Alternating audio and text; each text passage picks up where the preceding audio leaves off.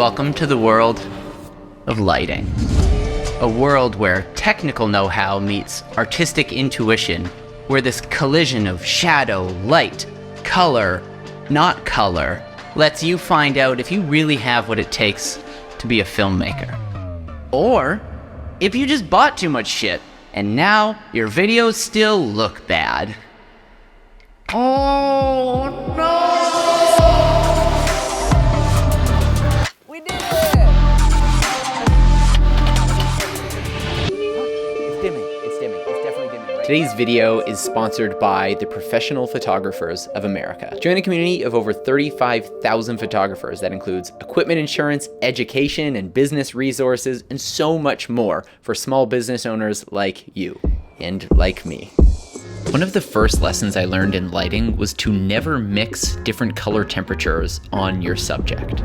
Well, in today's video, we are going to ignore that rule altogether. We're going behind the scenes to show you how we intentionally use mixed light to create a more dynamic talking head setup. And we're gonna show you how we take a location that looks like this and turn it into something more like this. I also sit down with my good pal Baby Davey to talk about this lighting technique that we like to call cool top and a warm bottom. Cool top, a warm bottom. Cool top, warm bottom. Cool top, warm bottom. That's important. This isn't your standard 3-point lighting tutorial. This is something weirder, and yet I think really cool. I think you're gonna like it. Traditionally, I have been very lazy with my lighting. I basically make sure that I am seen and that I don't have super heavy raccoon eyes, and that's about it. You have done a couple lighting setups on the channel where you're like, hey, can I just go set this setup? I just wanna play around with lighting and make something I like. And every time you've done that, it's been my favorite lighting setup. That's not true. I've seen you spend all day on lighting setups. That must mean you care.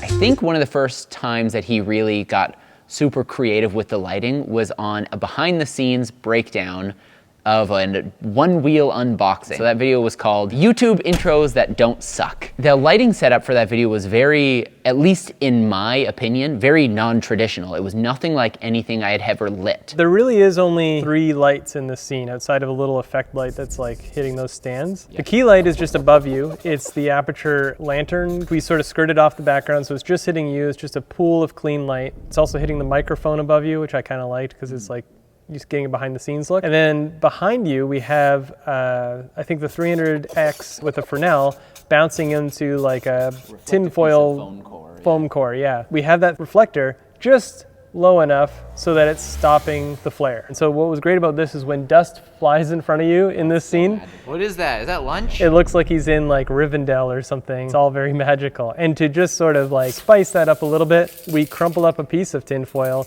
and taped it to the bottom of the lens. To me, it looks like a promo for an Oprah interview.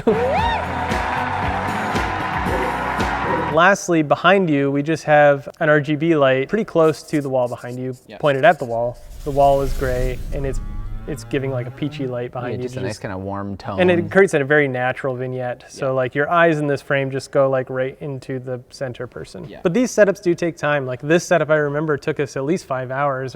We also reshot it. Yeah, we did this twice because we didn't like the first time we did it too simple, and then we made it nice and complicated here, and then we liked it. Yeah, right, Jeffrey? Right? Oh yeah, you got it. PPA. PPA is kind of like an all-in-one resource for creative sanity, kind of. PPA is a digital assets resource platform suitable for all types of creators. So whether you're just getting into photography and filmmaking or just looking for ways to kind of step things up a little bit, PPA has got something for you. With PPA, what you're gonna get is up to $15,000 worth of equipment insurance. And should you need to replace all of that, they're gonna do that for you at a flat $350 deductible. And if you're just looking to get your equipment repaired, they'll do that at a flat $50 deductible. You're also gonna get access to their data recovery services. And so if you have a hard drive that started to act funny on you, you're gonna be really thankful that you have this. Hopefully that's something that you will rarely, if ever, need, but there are lots of other things we do in our business that you'll probably need more often. And that's things like model release forms and client contracts. In fact, I had a group of high school students that came here to the studio for a workshop that we hosted recently, and I needed to get media release forms for their parents to sign. I logged into my PPA account, I found the form I was looking for, I input my name and business name and stuff, and then I sent it home with all the parents. So if you want to learn more about the Professional Photographers of America, or you're interested in getting a special offer, click the link down in the description to find out more about the special offer. Thanks for watching. The link is in the description. You are great. Goodbye.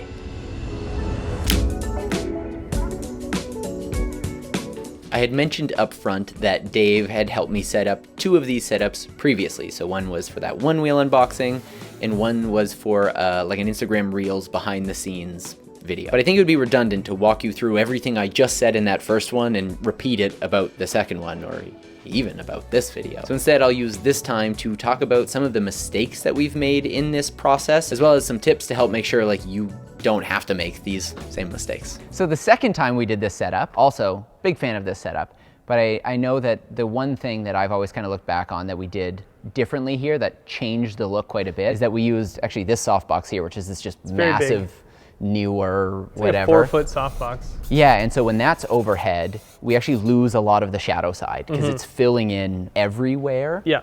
Whereas when we use just the lantern with the skirt, it gives a nice tunnel of light that you can kind of put exactly where you want it. It still looks cool. It's kind of like this type of light is good to motivate fake window light. Yeah. And that lantern is good for like making a person kind of like a product shot. All right. Hi, welcome to the second day of filming a very simple talking head setup. Except today we have a set that is a lot more simple, at least in terms of visuals. So now you just have a character, a pretty clean, warm color palette of yellow, red, orange, green, and then a natural vignette of these black walls and the black hat to give you something that just lets you focus in on your subject and what they have to say. If you had to distill down just a couple things to look out for if you're trying this mixed light, this cool top, warm bottom setup, what's the main thing you're gonna wanna keep in mind? The main thing I would want to keep in mind is keep a neutral part of your scene, something that's lit with a light that reads real skin tones, real colors, and then add elements of other types of lights that sort of dilute the scene. And keep a clean shadow somewhere in the scene. So then you have a reference point for all these wacky colors you're adding. Yeah. The other thing I would mention is make sure whatever that key light is or whatever is making that neutral light is probably 2 times brighter than whatever light you're also adding into the shadows. Yeah. Make that influence light only on one side. So you can keep a dark, clean shadow somewhere. Okay, so when you're doing mixed lighting, you very rarely see the warm light being the key because it makes sense to have someone feel neutral and then have warm objects behind you because we've no bulbs in tungsten lamps to feel warm. They should feel warm in your scene.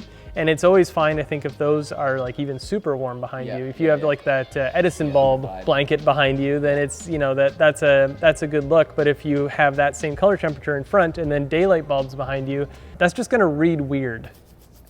Hey, thanks for watching this video. We've all worked really hard to put this together, both in shooting and in post-production, so big shout out to the Professional Photographers of America for helping us make this happen. Yeah, go click the link down in the description to find out more about their services and how they can help you as a photographer or filmmaker, budding business owner. Also, we have another behind the scenes video that's ready. It's done, it's completely done. I think we'll probably put it out next week. It's the behind the scenes of how we made the intro to this video as well as the actual setup that we talk about in this video.